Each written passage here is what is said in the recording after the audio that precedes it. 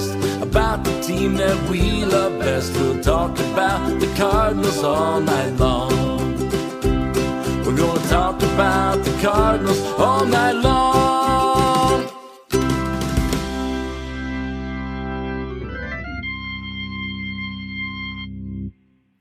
Good evening. Welcome into another edition of Meet Me at Musial. I'm your host, Daniel Shoptaw at C70. Thought we were going to have Alan Medlock tonight to join us as well, but Alan has Snowmageddon coming at him as well, and he had to do some preparations for that. So it's just me and our guest tonight, which is Post-Dispatch columnist Lynn Worthy. Lynn, thanks for joining me tonight. Thanks for having me. We were talking beforehand about how we're all kind of bracing for this winter storm. It seems, I keep wanting this to get over with so we can kind of move on to baseball, but winter has other ideas. Yeah, winter doesn't really worry about your baseball or your whatever sport it is that you're looking forward to. It comes and goes on its own time. So yeah, I mean, and it sounds like it might be a good, well, we're still waiting to see. I always I watch forecasts and I'll look at them, but I never assume that they're right on the money. So we're waiting to see what it actually gets. Yeah. I don't know how many times we've looked at something and then the next, you wake up that next morning and it did absolutely nothing. Or so we've kind of we may have adopted a little Missouri down here. We kind of wait till it shows us whatever it actually will do.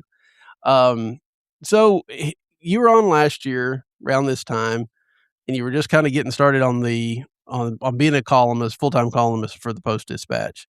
How was that first year for you? And what did you take out of it? I enjoyed it.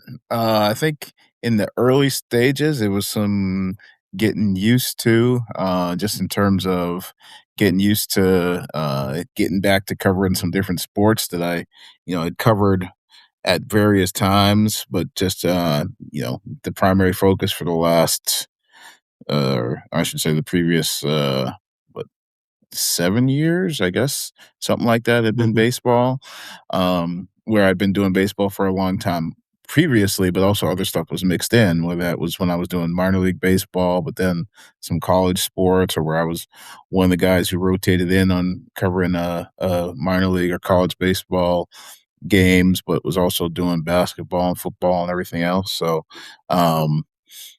there was some getting used to, and then also just I had times when I would catch myself and have to remind myself, like, no, you got to think differently. Like, the first thing that came to mind would be like, well, that's more like a sidebar, or that's more like that's a news story. Well, that's not what I'm here to do. We got people doing that. That's not what I'm here for. Yeah. So I had to try to sometimes caught myself having to adjust my thinking. I didn't really think about trying to make sure you don't step on toes and I don't want to say stay in your lane because the lane's kind of wide, but especially when you're the difference between a beat writer and a columnist, you don't really want to cover the same ground. No, and I mean, so in some ways, it's it's not even so much stepping on toes as it is, making sure that I'm doing what it is that I'm supposed to be there for, and at the same time realizing that there's a wider range of things that are open to me, especially when you're on the beat and you're one of multiple people on the beat for the same organization, and you can end up being the second or third person in the pecking order on certain things. So you're looking at secondary stories or sort of ancillary stories, because you got somebody, you might have a columnist who's diving into the main topic. You might have another writer, beat writer who's diving into the main news, and so you're not going to just be the second or third person who's jumping into that. You're going to be trying to get a different angle, a different story, a different topic, something else that still needs to be covered, but isn't the primary thing. Whereas when you're columnist, and it's like, no, your your job is to weigh in on the primary thing. Right. So yeah, it's just a different way of thinking. Have you found, there's the old saying is, jack of all trades, master of none. Have you found that you've got maybe more of a broader knowledge of the sports area, a sports game, as it were, versus the deep dive knowledge that you had on one specific thing?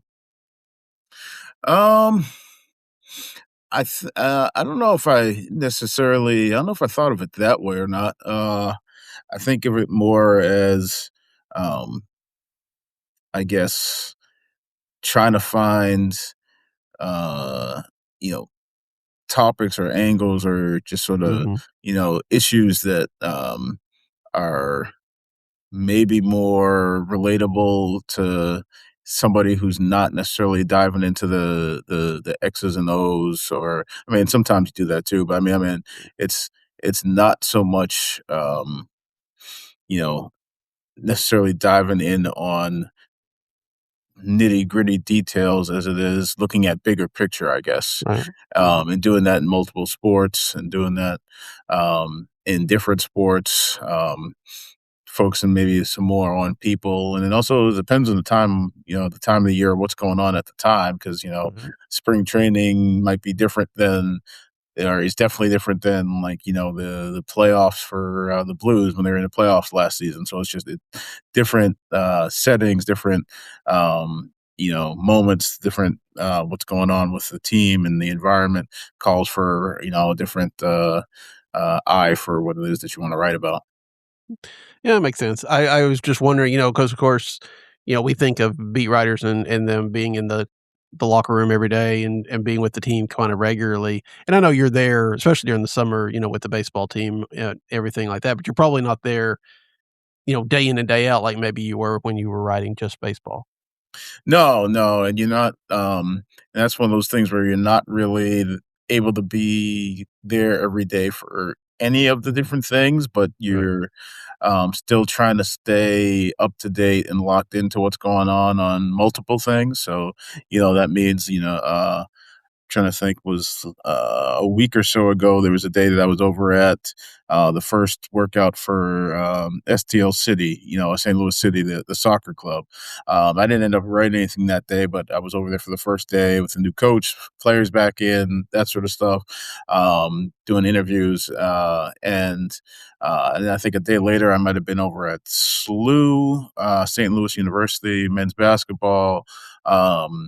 Think there might have been a Blues game in there that week too, and I'm not might be combining a couple of weeks here. The days start to blend together, but then of course you get to the weekend and there's like winter warm up. So you try to be around and try to stay involved in different things at the same time. You can't be at any one thing the way that you would if you were on the beat. But then at the same time, we do have people who are there, so you can lean on them. You're obviously following the coverage. You're, you know, trying to stay in tune to what's getting written and said and talked about on TV. So yeah, it's definitely different.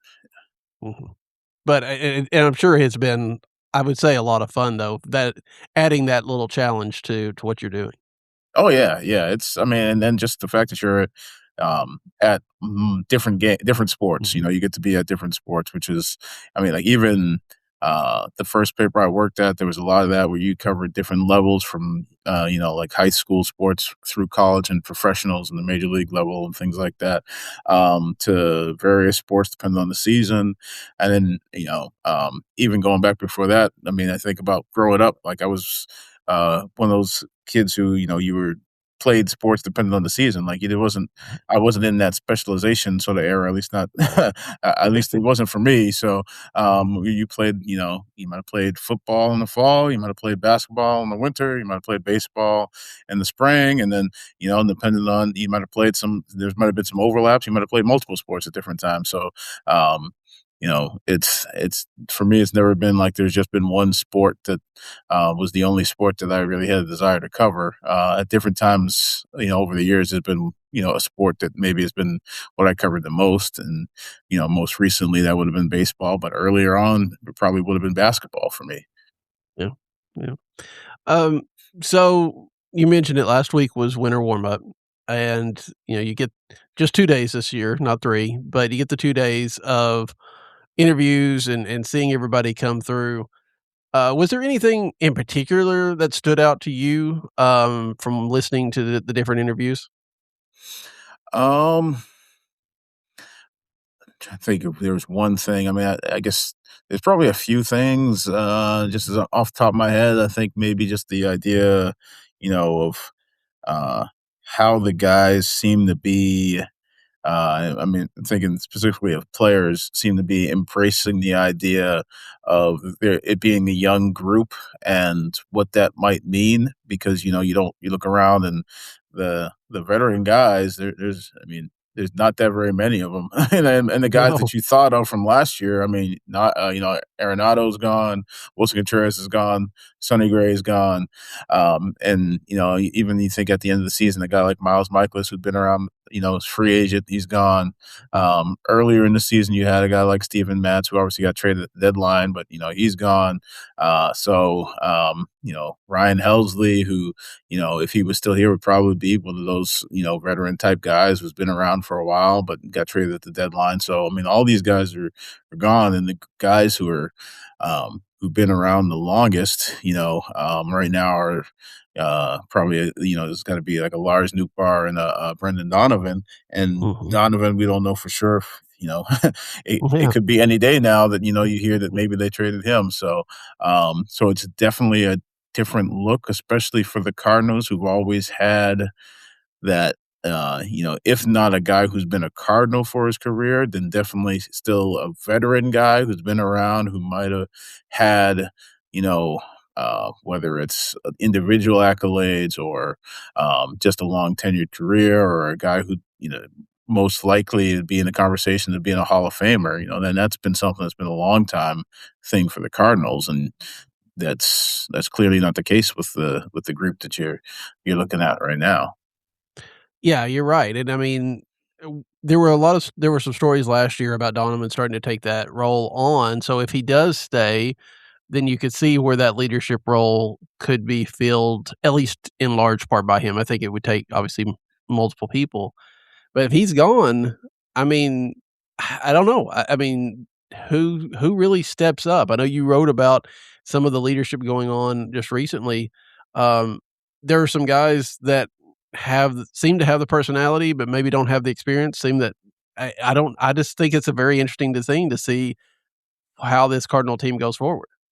Yeah, and I think I wrote it too, is because as I sat down to think about it, I'm like, there will always be, whether it's writers or whoever else, like people who follow the team, who will want to anoint or appoint somebody as that. Well, that's who the leadership guy Mhm, is, and it's like, mhm. well, it doesn't really work that way. Like it has to happen from within. It has to happen organically. So Right. I mean, because even last year when there was folks who were saying like Donovan, like even like this time last year, I remember going into winter warm up, people were Mhm. pointing to Donovan, and I'm thinking, well, you think about a guy like Wilson Contreras, who wasn't necessarily obviously he started his career in a different organization or anything, but he just sort of had that sort of infectious energy, and whether it was just the intensity or the fire, and like there were certain guys that gravitated a little bit more towards that because it was a very different dynamic than Donovan, who's more lead by example and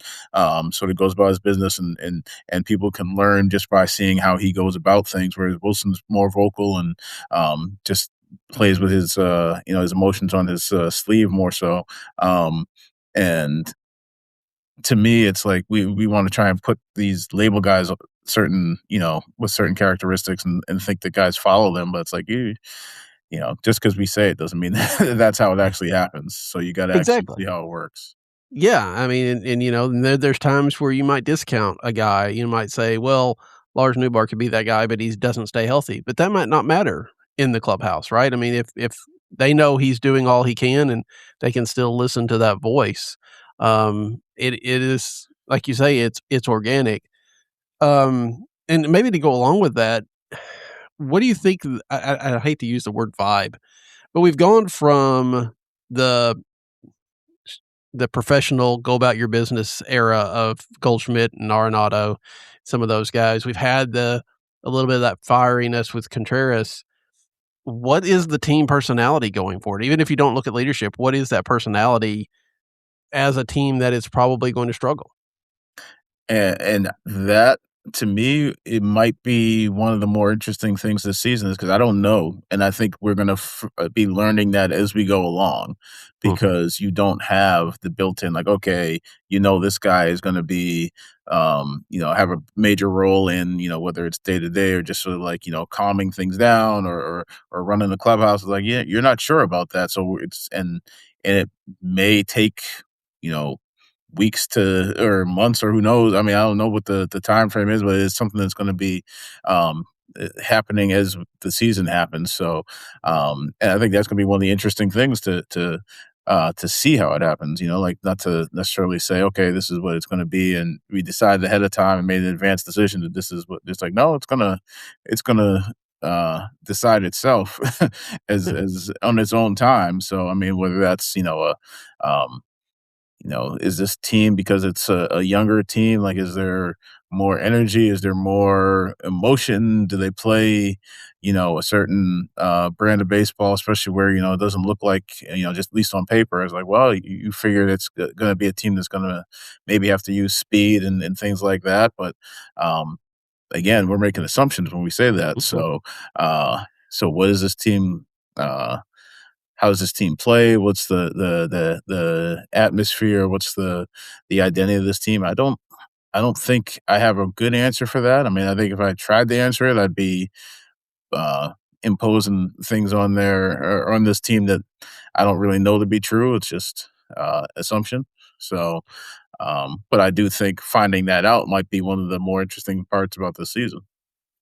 Yeah, and I mean, I know that it feels like the Cardinals from a front office marketing standpoint, which is completely different than, anything that's going on in the clubhouse, obviously, but they're looking at kind of this dynamic of Mason Wynn and JJ Weatherholt. If, assuming that Weatherholt makes a team, which it looks like he probably will.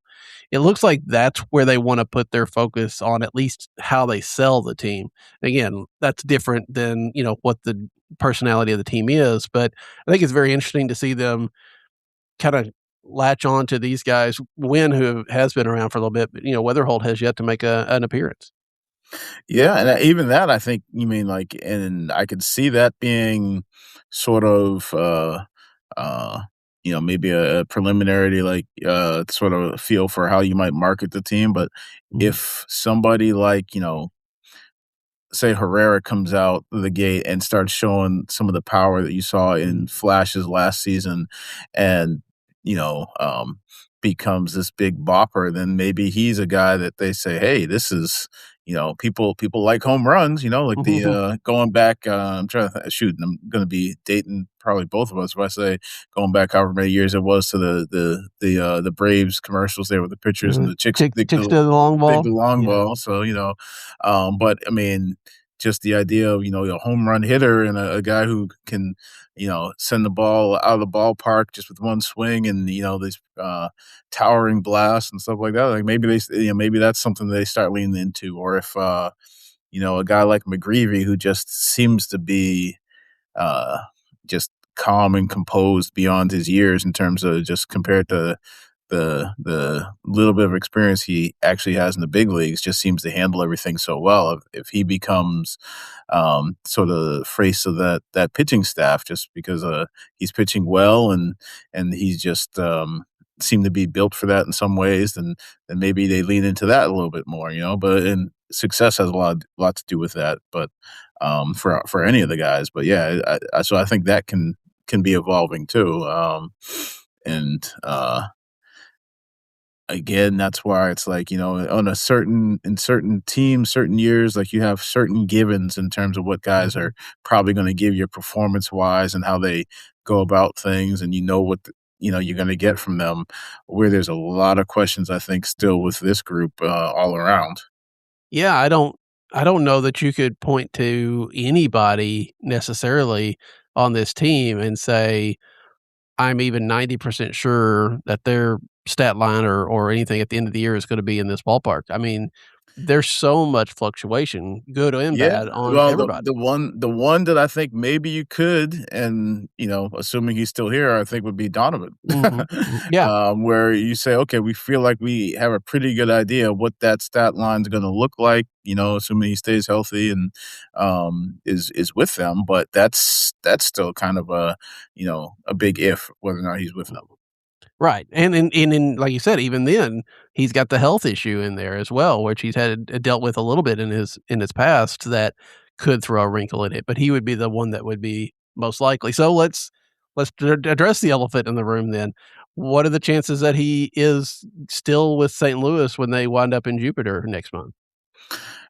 I mean, I won't. I don't want to act like I have any great insight in terms of what will or won't happen.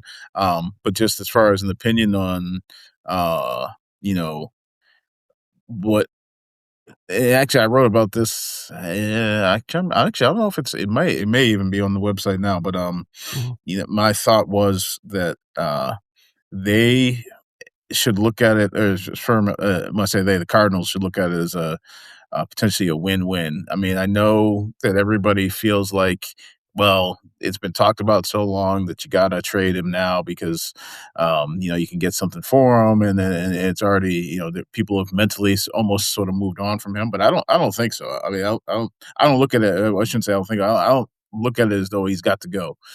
To me, mhm, because he has versatility, because he gives you a little bit of stability, because he can give you a little bit of that clubhouse presence, leadership. He can be that link to not quite with the gravitas as some of the past Cardinals have had, but he's that link where he's one of those guys who was playing an everyday role when he first came up in 22, which means he was sharing that clubhouse with Yachty and Albert and Wayno. Um, and because you you did get Arenado moved out of the way, which opens up another spot where he has that versatility where he can play multiple spots. I don't think you have to look at this as he's got to go. mhm, I think it's um and that's why I thought Arenado moving was a big deal, because that opens up the spot, and you could say, okay, well, Donovan can play some second, can play some third, or if you just say he's going to play third, and that means you can get Weatherholt if he makes the team regular time at second. You still don't know exactly what the time frame is going to be with Lars, so Donovan could be an option for you in the outfield if you don't know, what mhm, Lars' situation is going to be. Plus, he's had an injury history, right, and third base is still in play. And also, you don't have, assuming they stick with what they've said they want to do, and that Herrera is going to continue to catch. So it means he doesn't have to be a full time DH. So that DH spot is another option to get some guys at bats. So you could make it work. I mean, if I'm just sitting here thinking it out, I would say maybe the person, if Weatherholt's on the roster, that maybe loses out in that equation might be somebody like Gorman, but mhm, you could make it work where if he stays, it's not going to be necessarily holding anybody back the way it would have if Arenado stayed. He's only got one position, and then that creates a log jam because you don't have flexibility. Donovan gives you the flexibility. So I feel like you know um, at the end of the season, I actually wrote I think in September that I felt like Donovan helps you more with your rebuild by being a part of the team. And then as we get to the off season, you start hearing about potentially some elite prospects that might be in the conversation. And I said, well, if you can get somebody like that, somebody that you're not going to get your hands on, most likely any other way, then you have to consider trading them. But I think you can still sort of draw that sand in the line and say, well, if you're not going to get that type of prospect, then you don't have to trade them. yeah, I mean, it definitely plays to Heim's advantage that it's not like the Arenado bit where it did feel like you had to move him, and if you didn't move him, you had to move some other people. Um, like you say, once that's cleared up, as long as the club doesn't feel like they need to see a whole lot from Nolan Gorman this year, then obviously you can. And yeah, I mean, you can make it work with Gorman, but he's not going to get the at bats that he would if one of those positions is completely open. Um, but I don't know that the club needs to see any more with Nolan Gorman. I mean, I don't. I'm sure he still has people that are in his corner, but it feels to me that maybe what we've seen is what we get. And I think last year when, um, and obviously Arenado stayed, so that played a part of it. But Mhm. even still, I feel like, early in the year or before the season started, like they were throwing out numbers about, we need to make sure that these guys talking about, Newbar, Walker, and Gorman get a certain number at bats. And then as the season went along, and um, y- it seemed like it went from they got to get this certain number of bats, specifically with Gorman, where it says, well, he's still going to get a good number of bats, and partially that's because they know that the math wasn't going to work. He wasn't going to get that many, Right. but that also means it's like, well, at some point they became okay with he wasn't going to get that many, and they could talk around it and they could say, well, he's still going to get this many and he's still going to get a good chunk. It's like, yeah, but that's not the number that you guys were talking about. That's not what was said at the beginning of the season. And the fact that, you sort of just became resigned to that maybe tells us something right there. And so Yeah. going into this season, if there's a log jam and he's the one who maybe gets shorted a little bit, then I think they might be okay with that. I don't know. I mean, they're probably never going to come out and say that, but the actions speak. Right. Right. And I mean, it does give them the insurance that if for some reason JJ Weatherholt doesn't look like he's ready, which again would seem to be very unlikely, but if that's the case or something happened, he's still on the roster and can play third while Donovan plays second or whatever the case may be. But um, you know, all things being equal, and assuming that the 26-man roster works with 2 or 3 catchers or however how many they're gonna have, um, it does feel like that puts Gorman in the biggest of squeezes if Donovan stays. But I think you're right. I think that there's a lot of value to have a guy like Brendan Donovan on a team like this. Now, again, if you can restock your minor league system, that makes all the sense in the world. But if you're not getting what you want, then you definitely aren't in a position like you were with the other big guys with Sonny Gray and Contreras and Arenado, where you kind of had to take the best of a bad situation. You can hold out for the perfect if you want to. Exactly, exactly. I mean, like the worst case scenario is he stays on the team. He brings all the things that we mentioned before. You maybe have some moving parts as far as getting guys in the lineup every day, but there should be enough flexibility that it's not terrible. I mean, it's, again, with the DH, with a couple of infield spots where you can put guys at, depending on what the roster looks like, and then if even if assuming that Lars is healthy and that you don't have to figure some other guys into the equation out in the left field. So that's the worst case scenario is, you've got a lot of, you got some flexibility, you've got ways to get guys in the lineup, and you keep a guy who's, you could make the case is the best player that you have on your roster right now. And then, the other part of that is, and then you go back at it, or you potentially have another crack at it at the trade deadline. So, I mean, Yeah. to me, that's not a gots to go situation. I mean, that is a you can play options there. Yeah. Yeah, I wonder, there's that, do you get more now versus at a deadline with half a season gone versus, hey, people are more desperate at the deadline. They know they know what they need to get to the series, so maybe they pay more. It's an interesting thing. You're right. You get that extra chance, and that feels like kind of the motto of the offseason, doesn't it? I mean, so many people that the Cardinals have brought in, we're sitting here now kind of expecting that they won't be here come August 1st. Potentially. I mean, Right. it's um, Almost best case and scenario, they won't be here until on August 1st because they'll pitch so well that they'll be on the market.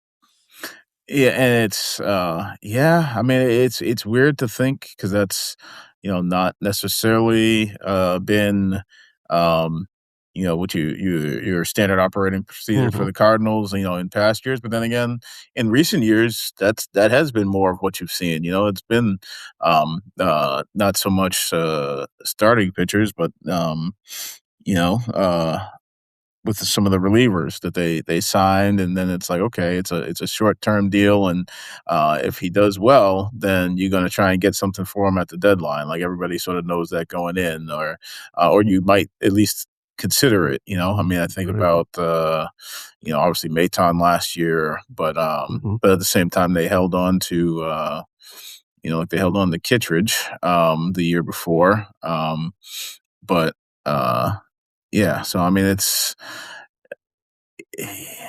and depending on again on the guys below and if they're ready. If Yeah. the guys that you don't have under control are uh, able to bring you something back or drawing interest from other teams, and you've got guys, who are knocking at the door and who are ready and can slide right in there, then it just sort of works itself out almost. Yeah. It also feels like that may be I mean, like you said, they did Maton last year, which was the end of John Mozeliak's career, but, it does feel like this is a shift in philosophy that has come along with the ascension of Chaim Bloom. Um, what are your thoughts on Chaim so far? I mean, I know that, we've only had him in the top seat for just a few months, but what are you thinking so far? I think he's gonna be good in terms of sticking to the rebuild where, Mhm. there's been like I mean, not that they ever really went all in on the rebuild these last couple years, but they tried to do this sort of in between or got caught in between, whether that was the intention or not, how they were trying to um, uh, manage the roster the last couple of years, whether it was uh, you know, they're gonna go out and add some veteran guys to sort of keep from having to force feed guys before they were ready, and to also add that clubhouse leadership and all those sorts of things. But then at the same time, saying that they need to get guys in and get them playing time and see what they've got and get guys experience and let them play through growing pains. Um, and then to the point where last season you got the buzzword became runway because well, Right. yeah, these guys have been around but they haven't really gotten the full go, and so now they're going to get runway. And so it seemed like too often there was sort of an in between that never really uh, served its purpose either way, whether that was to win in the present and build towards the future and find out about certain players. It seems like they didn't really do either one to the extent that they wanted to. I think, at least my feel for Heim is that there's not going to be an in between. There's going to be um, they're going to build with a long term vision, and he's going to stick to that, and he's going to hold to that to the point where, to me, the question is when it's time to come out of that. That's more where I have question marks because I can, Mm. for me, I feel like I can look at what happened in Boston and see some of the pieces that are there now and realize that he was the one who either drafted or acquired and helped develop some of those guys and say, okay, we have a feel for whether it's that or what some of the things that he was a part of down there in Tampa. We know what that looks like. It's when it's time to win, Mhm. can he manage this roster and make the right moves and make the right decisions to put them in win now mode? That's more of a question to me. The rebuild part, I feel like, is where I have the most confidence in what he's going to be able to do and what he's um, proven that he can do. Mm. I know there's been a lot of talk about, what the DeWitts will do as well. Obviously the salary is coming down now because of the rebuild and everything of that nature. They have committed to, increasing resources when the time is right. Is there any concern with you that their idea of when the time is right is not going to match up with some of like the fan bases for when the time is right? Uh, I mean, yeah, but at the same time, I mean, when I say yeah, it's like, well, that's always like anytime an owner says, "Well, we'll do this later on," or "Well, when it's right, then we'll spend." Like, I think is anybody who whether it's anybody who's on the outside, whether it's a reporter, media member, fan, like you should be skeptical of that. I mean, I think anybody who's followed sports long enough, like, you hear that and you say, "Okay, well, we'll see," because, like, your default is to be skeptical of that. So, I mean, so, yeah, when you say, "Well, is there any concern?" I say, "Yeah," but that's, to me, that's built in. It's like, until you see it, then you should be skeptical that that's actually what's gonna happen. And that's not, necessarily specific to the Wits, that's just in Mhm. general, like, they say, "Oh, ownership says that when it comes time, they'll spend." And then I think everybody who's, a sports fan or follow sports says, "Yeah, well," and if you just believe that on face value, then I got a bridge that I wanna sell you. Well, and I mean, and we also, it's easy to say now, but if in 3 or 4 years, we don't know what the media landscape is gonna look like. We don't know what that's gonna be on the other side of the CBA. We don't know a lot of different things, and I don't know that any of those are necessarily enough to keep them from spending, but they do add variables to the equation that are not there right now. Exactly. I mean, we don't know what's when you say, "Well, they spend," it's like, well, we don't know what spending even looks Mhm. like in, another 3 seasons. I mean, it may look completely different than what it looks like now just because the CBA could be completely different. It could, I don't know that I would necessarily assume that we could be looking at a capped situation or salary cap situation, but I mean, there could be changes that we haven't even Mhm. really considered yet. So, I mean, what spending looks like in a couple of years um, is still sort of up in the air.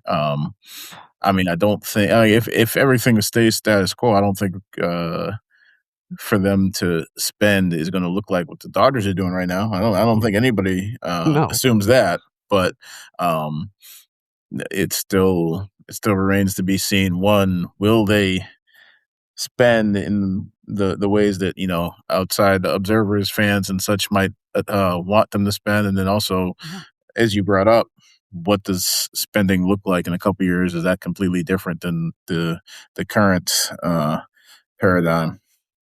And I know, and fans are terrible, I think, a lot about saying, "Well, they need to spend money," but we have seen the Cardinals spend money in the past and not do it very well, right? I mean, Brett Cecil always will come to mind when we start thinking about, contracts that didn't need to be handed out or other type of situations. So I guess, that's the other part of that is the ownership's gonna give them the resources. We've just and it kinda goes back to what you were saying, I have to see if Chaim Bloom is gonna be able to make the right choices.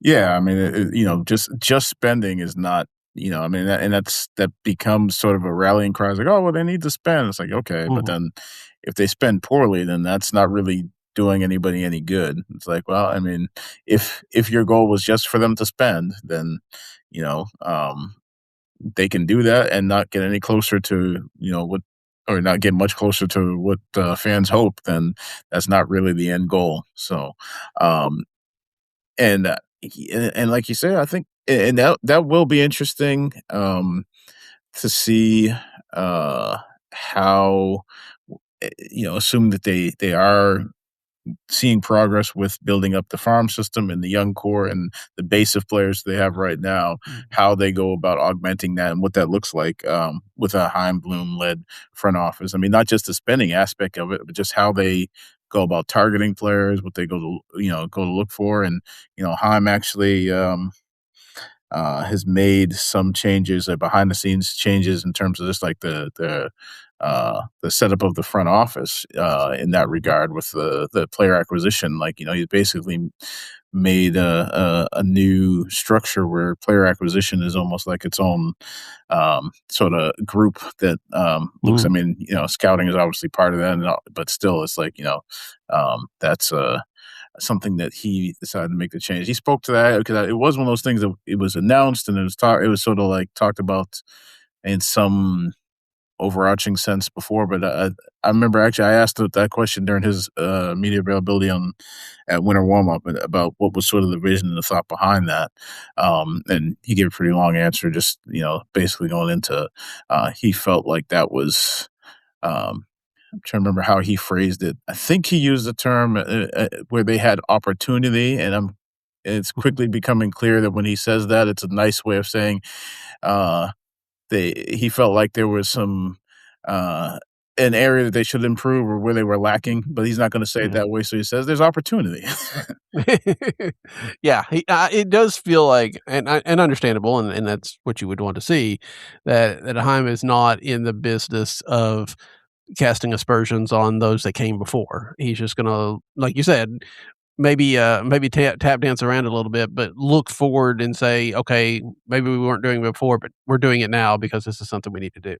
Yeah, yeah, and it's it's one of those things where with and like you said, you asked sort of the I think that's where it got started down this road and probably a longer diatribe than you necessarily wanted from me, but was what the sense of Heim was, and I feel like we're learning that as you talk to him more, there's more availability, as they make more moves, there's more times he's in front of the media, as they just the little things like the like when he's felt like we had opportunity is just a nice way of saying like, yeah, we weren't where we should have been in this area, or things were lagging behind in this area. But if you phrase it that way, then like you say, it sounds like a shot at previous leadership, or just the way they were doing things in the past. And I think one, he doesn't want to come off that way, and then two, it might not necessarily completely be a shot. It might just be, you know, um, they devoted a certain amount of resources to that. Now they're devoting more, and so then you can do more. So, Right. yeah. So, but yeah, you're starting to see that with him, just in terms of, you know, and to me, and he's I don't think he's ever going to come out and say it, because again, for the same reason, he's not going to, look back and take shots at his time in Boston. But I feel like Mhm. he came out of that with a clear idea of like there's things that he felt like maybe he could have changed, and he's doing it up front now. At least that's my sense. Yeah. And again, that's not something that he's going to say, and I'm projecting here, I guess, a little bit, but I feel like he came out of that situation, um, and second time around as the head guy, he's making changes right up front that maybe he was slower to enact, or maybe didn't fully enact when he was in Boston. And part of the reason I'm saying that is I look at some of the things that his successor in Boston did, and he restructured what was going on in that front office, and I think that's part of the reason there was some blowback on Craig Breslow this past year, was Yeah.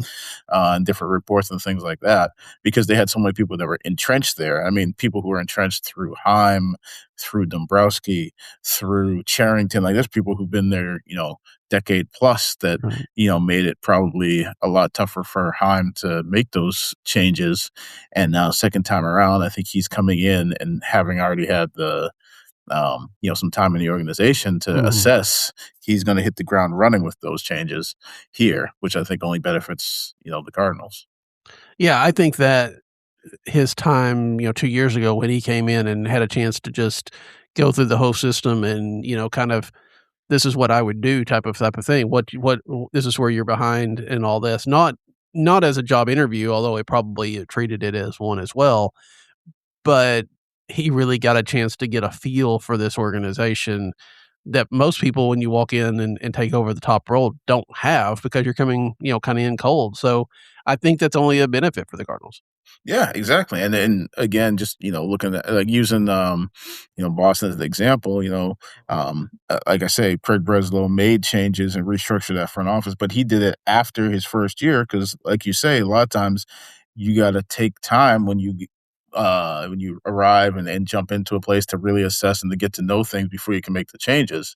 Mhm. So even there, he took a year and then started restructuring things. Heim's able to make changes right away because he's already been here for, more than a year. Um, and then also had sort of that year in waiting, where he was Yeah. named as the person, and he had already put things in place with the minor league structure. Not that it was all in place, but and he was still obviously active in that. But he was also sort of mapping out and taking note of things that he felt like needed to change on the base operations side outside of the minor leagues, or I should say player performance development. And he has, and it sounds bad, but he has the benefit of coming in the down part of a cycle, because if he had come into this organization and asked for these, and said, "Hey, you need to make these changes," back in, 2015, 2016, 2017, when the Cardinals were still having some success, he probably would have had a lot harder time making that sell than when he comes in 23 when they're having their worst season in 20-something years. Yeah, yeah. I mean, when it's that whole thing about when you've sort of fallen on your face, then you're more apt to Mhm. take some of the advice, or when the team's been getting beat around or losing, then sometimes the coaching points hit a little different than if you're winning and riding high, and it's like, yeah, well, things aren't going great, but we're still getting the wins. Then maybe you can ignore some things, or fluff off some things, and um, it hits different when you're in that down cycle, whether it's a sports team or a business, or just in general. Those things hit a little bit different. People are maybe a little more willing to listen to what you got to say, because what they've been doing hasn't been working. Yeah, it's like the old Mike Tyson quote, "Everybody's got a plan until they get punched in the mouth." Yeah. And they got punched pretty hard in 23, and then they started looking for answers, which is good, but it leads us to this time of Cardinal baseball that is going to be unique, right? I mean, how do you, as a columnist, really? I mean, I know there's probably plenty of stories out there, but how do you approach this season knowing that the Cardinals are not going to be competitive? And I mean, this is the first time in, probably since, the early 90s that you could go into a season and not really have at least some, rose-colored glasses look and say they're going to be competitive. That is a good question, and one that I'm still sort of figuring out. I mean, in general sense, it's like, okay, a team that's building for the future, you feel like there's going to be a lot of focus on the development of young players. Mhm, Whether that's mhm, the brand new young player, like potentially a JJ Weatherholt, or somebody along those lines, or whether it's a young player who's shown you some stuff, but there's other levels for them to get to, or there's more for them um, to take on, or more steps for them to take, and to move into a different level of their career. Whether that's an Alec Burleson or a Mason Wynn, or whether that's the players that are at a real sort of potential turning point in their careers, like a Jordan Walker, where it's like, okay, mhm, we've seen him for a few years, and we've seen potential, and there's reason to believe that there's still, a lot of upside there, but there's also reasons for people to, say, well, maybe it's time to move on. I mean, personally, I don't think, I still think that there's, you know, um, that he could become a real good player for them. mhm. I wouldn't give up on him yet, but I know there's also people who say that they've seen it for, long enough to decide. I disagree. I think there would be a very different perception if he hadn't jumped up as fast as he did. Like, if they didn't make that move in 23 and you hadn't seen him for as many years, then I think people would have a different uh, perception of him. But that's a big if, and that's one of those ifs that's not, it's not possible to go back in time. So, Right, right. but yeah, so I think it's a lot of, there's a lot of, individual sort of development strides, things that you look for from different guys, and they're all potentially in different buckets. Like I say, it might be moving to another step. It might be, proving that, there's still something there. It might be guys who are brand new, who are getting their feet wet. It might be guys, on this team, it might be some guys who are trying to bounce back, like a Dustin May or Mhm, some of these other guys. And so to me, that's part of it. I mean, I think back to, and I wasn't a columnist at the time, but like one time that I was in Kansas City, and they were trying to find out what they had with a lot of young guys, and there were some guys mhm. um, who were uh, key pieces, or of them finally getting back to a playoff team, and there were guys that you thought were going to be pieces, and turns out they weren't. And in the moment, though, but in the moment you're not sure. So that's part of Right. what you're trying to figure out, and every time they're out there, whether it's a pitcher or it's a position player, that it's like, you're seeing things that you're wondering, is this going to work? And then you see them turn a corner. So uh like, I don't want to necessarily chalk it up to, almost like minor leagues. But to me, I guess that's one of the reference points, just because I covered so much minor league baseball, and in that sense, you get to see guys make strides and see them sort of turn into the players that they eventually were. And obviously, it's a different level and it's a different situation. But in some ways, that's sort of what we're going to be looking for this year: is do guys, how do guys turn into the players they're going to be? Do they take steps forward? Do they, grow as players? So I think that's going to be a lot of what you're looking at um, this coming season. Of course, it's still the majors, and there's still going to be wins and losses racking up, and there's still going to be, um, fans feeling some type of way, because I'm not sure that I buy into. I mean, I think there's a lot of people who are saying, well, yeah, they should have done this rebuild a while ago. And now it's, and they're on board with the idea that they're going to finally rebuild. And there hasn't been a game played yet. And so when, some losses pile up or things don't look good because guys are going through those growing pains, I think some of those same folks who are saying that are going to be the ones saying, this guy's not any good. The manager doesn't know what he's doing. I don't know about this. And they're going to want people to run out of town. Well, I mean, that's always a possibility. I mean, there's some people that already want the manager run out of town. So, and nothing has changed since this time and last year. But yeah, I think you're right. It is much easier to accept the abstract idea that this team is going to struggle, but they're on their way getting better, than to actually go in and watch it every night, especially with a pitching staff that is unproven. I guess maybe the easiest way to say that, right? I mean, we have seen over the last couple of years, and I don't expect necessarily the rotation to look like this, but we have seen some stretches of baseball where, the Cardinals give up 4 runs in the first, and you just know that the game's over immediately. And if there's a run like that, if there's, 10 out of 14 games like that, trying to suppress the the criticism is gonna be a lot harder.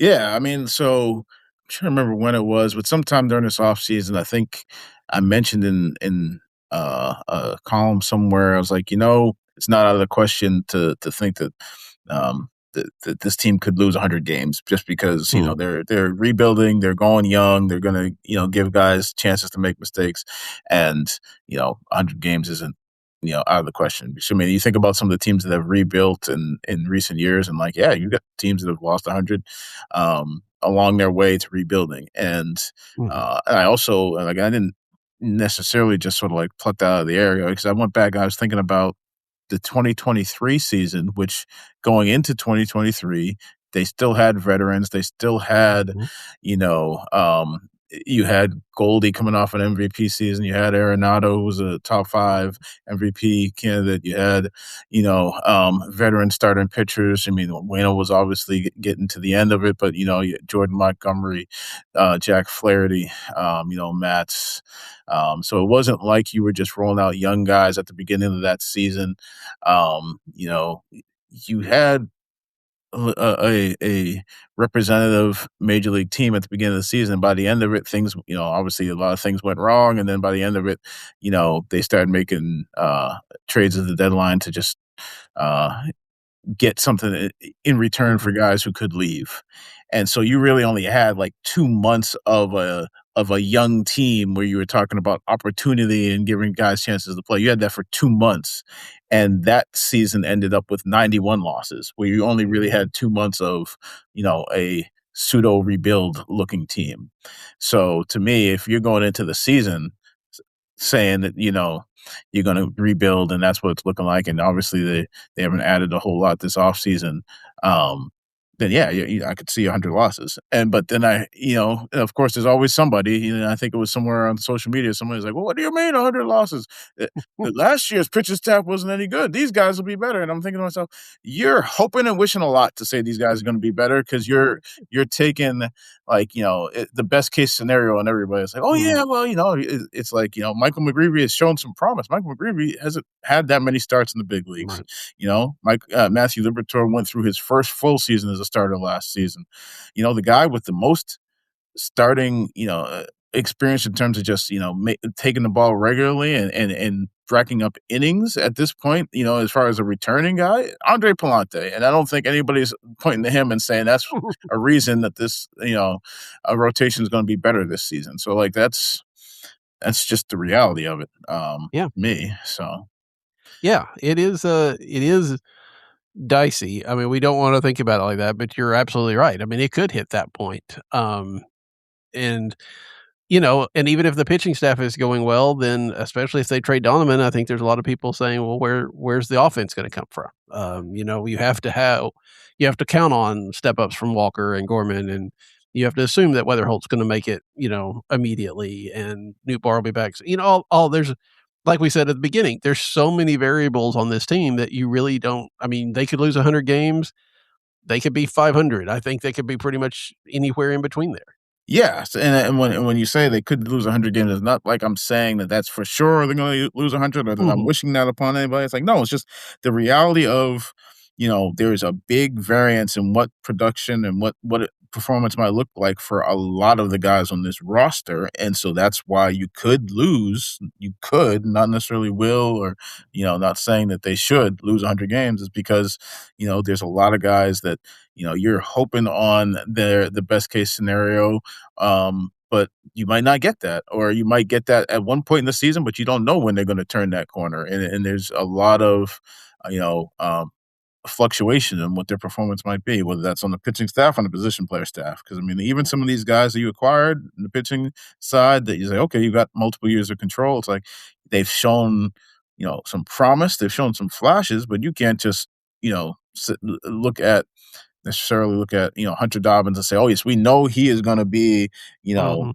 um, X Y Z." It's like no, you've seen well, he made 11 starts last year, and so you can't take those 11 starts and say that we know for sure what he's going to look like over a course of a season, especially when you talk about guys coming back from different things, guys who haven't had full season, whether it's Richard Fitz and Dustin May. It's like you don't know for sure what you're getting from really any of these guys. I mean, so Right. it's to say that you have a sense of what it for sure it's going to look like. You don't. I mean, even when you think you do, or you have reasons to have more of uh, a baseline of what you expect than this group. You don't really know, but you don't have that baseline with this group. No.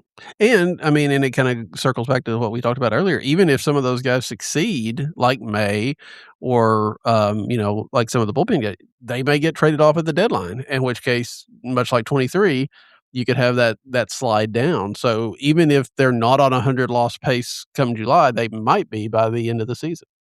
Yeah, and that's not. I mean, and the other thing is, and people obviously like on paper and like that number, if they get to that number, is going to look, Mhm. really bad to some people, but um, it's real. The more important thing in the long term will be what are they getting out of the season for individual guys, whether that's Herrera or Burleson or if Gorman's getting regulated bats, Gorman, Wynn taking another step. If that's Weatherholt coming up and establishing himself, is that Jordan Walker maybe finding something and them realizing that they're still the player that they thought was in there when he was a top five prospect in all of baseball. I mean, so like those will be the more important things in the long run. It's just I say in the long run. In the meantime, Mhm. you could be in for a long season. Very, very true. And so Alright. that's what Yeah. this season might be. So and it's Yeah. gonna be interesting because we don't really know. No, there's a lot you're right, I mean, and sometimes you have an idea of what you're gonna do all year, and this is gonna be, you're gonna be kind of playing it by ear a little bit, I think. Before we wrap it up, I wanna ask you then, if there's one player on this team that you want to, maybe focus on for the year, who would it be? Mm, to pick one is gonna be tough, to focus on.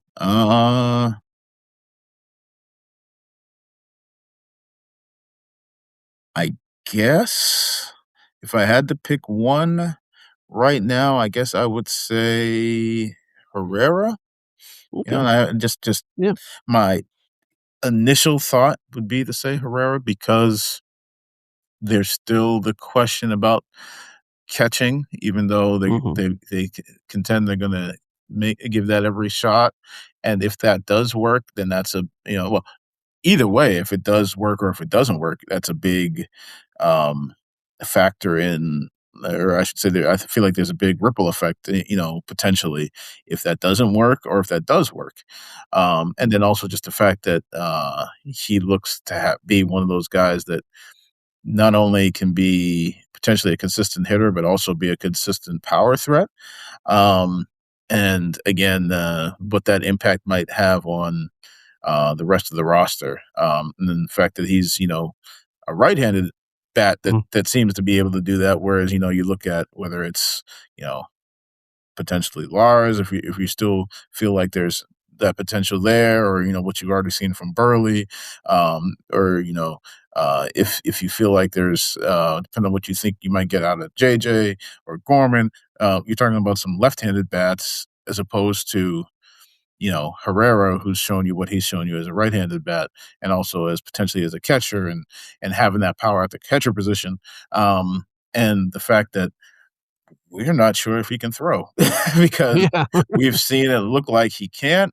At the same time, coming up through the minors, that sort of discrepancy wasn't there in the same way, and there's the injury factor that's been part of this. So I think there's a big question mark there, and the fact that they've talked about him needing to really get I can't remember what was the phrase that Ollie Marmol was using, or Chaim Bloom was used. Uh,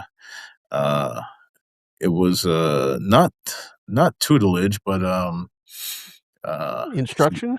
yeah, it was something. It was talking about the minor league curriculum. That's what it was. Curriculum. Mm. They've been using curriculum, and so um, which, depending on how you want to look at it, sounds like a nice way to say that he hasn't quite been up to Mhm. the duty of calling games the way that they would have liked. But so there's I think a lot of moving parts, and then the trickle down effect because him staying at catcher or not staying at catcher, him being the type of power hitter that seems like they could be a significant difference maker for them in the middle of the lineup, or not being that, makes him a guy that I think is going to be worth watching. Just because there's, I mean, I could say Walker, but at the same time, I think we know at least positionally where that is, and yeah, there's some question about what that looks like with the bat, but I think the combination of the position and the bat with Herrera puts him at a even bigger potential question mark and potential um, you know factor there. Yeah. That's a good one. I'm gonna have to keep asking this question, and they asked it of Matt Pauley last week. He went with Weatherholt, and I think there's so many different options. It's kinda like we were saying with this team, you never know. There's a lot of different people to kinda focus on this year, and look forward to seeing that, and to your writing about them this season. When do you head down to Florida? This year, I believe I'm gonna go down at the beginning of March, so I'll be down there for like the final 3 weeks, or around the final 3 weeks before they come back to start the season. Alright. Well, thanks for joining me again this year. It was a lot of fun, and we're gonna have your cohort in crime, I guess, where Benjamin Hockman's gonna join me next week, so we'll double up on our columnists. But Lynn, thanks a lot, and until next time, for Lynn, I am Daniel. Good night. He got it! Stop him out! Look at the scene on the field. McCarver, the first one. Now his infielders all over him. A new world's record of 17 strikeouts in one game.